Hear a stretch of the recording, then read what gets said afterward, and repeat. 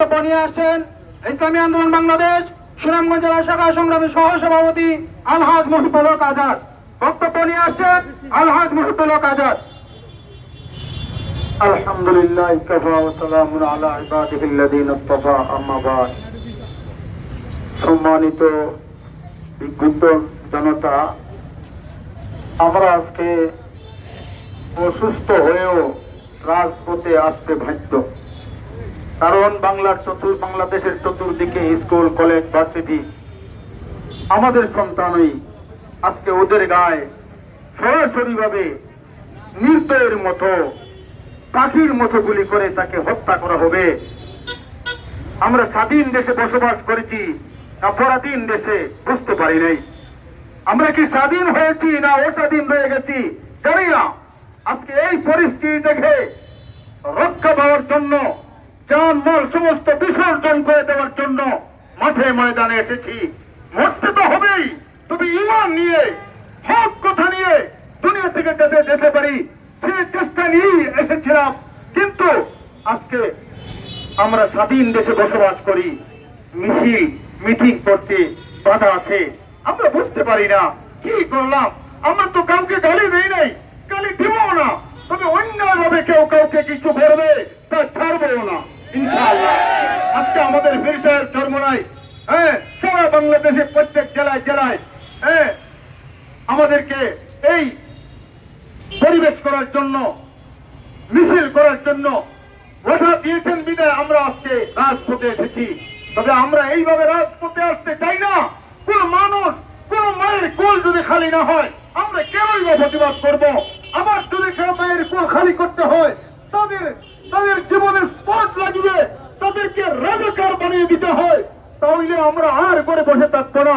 প্রয়োজন বলে আগামী দিনে আমাদের পীর সাহেব চরমোনাই যেভাবে বলবেন সেভাবে ইনশাআল্লাহ আমরা জান মাল দেশের জন্য 30 লক্ষ মানুষ শহীদ হয়েছে, 2 লক্ষ মা বোনদের ইজ্জত হানি হয়েছে। আর কি কত করবে? এখনো মা বোনদের কোনো নিশ্চয়তা নাই।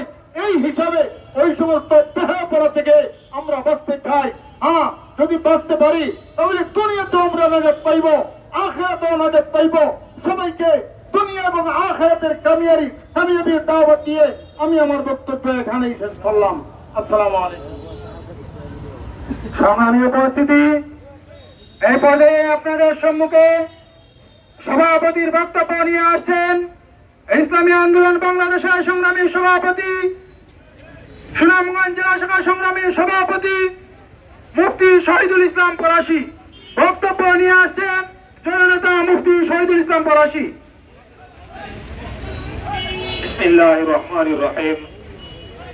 অধ্যকার আজকের আয়োজিত কেন্দ্রীয় কর্মসূচির অংশ হিসাবে ইসলামী আন্দোলন বাংলাদেশ সুনামগঞ্জ জেলা শাখার উদ্যোগে বিক্ষোভ মিছিল এবং সমাবেশে উপস্থিত দায়িত্বশীল বন্ধুগণ, উপস্থিত সাংবাদিক ভাইয়েরা, উপস্থিত গোয়েন্দা সংস্থার বন্ধুগণ, আইন শৃঙ্খলার সদস্যবৃন্দ এবং সর্বস্তরে বিক্ষুব্ধ জনতা, আমরা জানি গত 1 সপ্তাহ যাবৎ আমাদের ছাত্র ভাইয়েরা এবং ছাত্রী বোনেরা তারা রাজপথে আন্দোলন করছে একটা দাবি আদায়ের জন্য।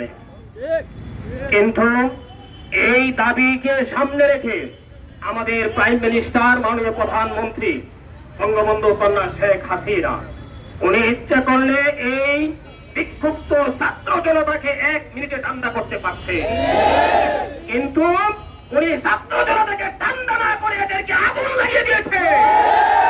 উনি বলেছেন যারা সংগ্রাম করছে রাজপথে এরা রাজাকারের নাতি পুতিয়ে। তাহলে বোঝা গেল 71 সালের পরে যারা জন্মগ্রহণ করছে এরা কি সংগ্রাম দেখছে?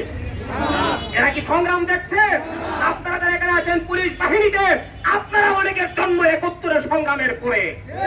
তাহলে প্রধানমন্ত্রী ভাষায় বলা যাচ্ছে, বলা হচ্ছে 71 পরে যারা জন্মগ্রহণ তারা সকলে রাজাকারের নাতি। আমরা আজকে সর্বপ্রথম আমরা দাবি জানাচ্ছি মাননীয় প্রধানমন্ত্রীকে এই কথা মিডিয়ার সামনে জনসমুদ্রে প্রত্যাহার করতে হবে এবং ছাত্র সমাজের কাছে ক্ষমা চাইতে হবে। 2 নম্বর দাবি হল ছাত্র সমাজ যে দাবি নিয়ে মাঠে নামছে আমরাও সেই দাবির সাথে একাত্মতা ঘোষণা করেছি। সুতরাং দাবি যত সময় পর্যন্ত মানা না হবে আমরা ইনশাআল্লাহ। আপনারা ইতিহাস জানেন, 52 ভাষা আন্দোলন, 69 গণ অভ্যুত্থান, 71 স্বাধীনতা সংগ্রাম, যখন এই ছাত্র আর শ্রমিকরা মাঠে আসছে তখন এই বিজয় চলে আসছে। আমরা অদূর ভবিষ্যতে বাংলাদেশে একটা বিজয় দেখছি, সেই বিজয়টা হলো স্বৈরাচারের বিজয় হবে ইনশাআল্লাহ। আমরা এনেছি তুমি কে আমি কে কে বলেছে কে বলেছে পরিষ্কার ভাষায় বলতে চাই, আমরা আজকে দুঃখ প্রকাশ করছি, আমরা দুঃখিত হয়েছি। স্বাধীন বাংলাদেশে আমরা কেন্দ্রীয় কর্মসূচি সুষ্ঠুভাবে পালন করতে পারছি না বিধায় আমরা দুঃখিত আজকে। কিন্তু পরিষ্কার আমরা প্রশাসনকে সর্বদাই শ্রদ্ধা করি, আমরা সবসময় শান্তি শৃঙ্খলার সাথে প্রোগ্রাম করি। আমরা আপনার কথা মেনে আজকে আমরা এখানে প্রোগ্রাম শেষ করছি, কিন্তু সামনে যখন আমাদের আমির আমাদেরকে ঘোষণা দিবে আমরা ব্যারিকেড ভেঙে সামনে আগাবো ইনশাআল্লাহ। সংগ্রামী সাথী বন্ধুগণ, পরিষ্কার ভাষায় বলতে চাই, যারা ছাত্র সমাজ রাজপথে আছে এরা শুধু ইসলামী আন্দোলনের বিএনপির সন্তান নয়। আমার জানা মতে লক্ষ লক্ষ ছাত্র সমাজ আওয়ামী লীগের ঘরের তৈরি, আওয়ামী লীগের ঘর থেকে জন্ম হয়েছে। অনেক ছাত্র সমাজ আপনাদের পুলিশ ভাইয়েরা ছাত্র ছেলেরা রয়েছে, আপনি তালাশ করে গিয়ে দেখবেন আপনার ছেলে ছাত্র আন্দোলনের সাথে জড়িত। আপনার খবর নাই, আপনি সুনামগঞ্জে চাকরি করেন, আপনার ছেলে রংপুর ছাত্র আন্দোলনের সাথে জড়িত আছে। আমি চ্যালেঞ্জ করে বললাম অনেক পুলিশ ভাইয়ের ছেলেরা ছাত্র আন্দোলনের সাথে জড়িত আছে। তাহলে বোঝা গেল এই আন্দোলনটা শুধু কলেজের ছাত্রদের জন্য না, এই আন্দোলন ইসলামী আন্দোলন না, এই আন্দোলন বিএনপির না, সারা দেশের জন্য একটা জাতীয় আন্দোলন। আমরা আজকে পরিষ্কার ভাষায় সুনামগঞ্জ থেকে বলতে চাই, অনতি বিলম্বে যেই দাবিগুলা সামনে আনা হয়েছে এই দাবিগুলা মানতে হবে, এবং যে আপনি ভুয়া কথা বলেছেন মাননীয় প্রধানমন্ত্রী, এই ভুয়া কথা প্রত্যাহার করতে হবে। আর আগামী সকল আন্দোলন সংগ্রামে সবাইকে সহযোগিতার উদাত্ত আহ্বান রেখে আমরা এখানে আজকে আমাদের সমাপ্তি ঘোষণা করছি। আসসালামু আলাইকুম ওয়া রাহমাতুল্লাহ। আপনি সব দেখতেছেন, আমরা একজন উদ্দেশ্যে পরিশ্রম করে রাজপথে নেমেছি মাওলা। আল্লাহ সরকার যদি ব্যাগকে ফেরাও থাকে আমি ফেরাওতে আমি হেঁটে বাকি নাকি আপনি ধ্বংস করে দিল না। রব্বানা তাকাব্বাল মিন্না ইন্নাকা আনতাস সামিউল আলিম। আমিন। আমাদের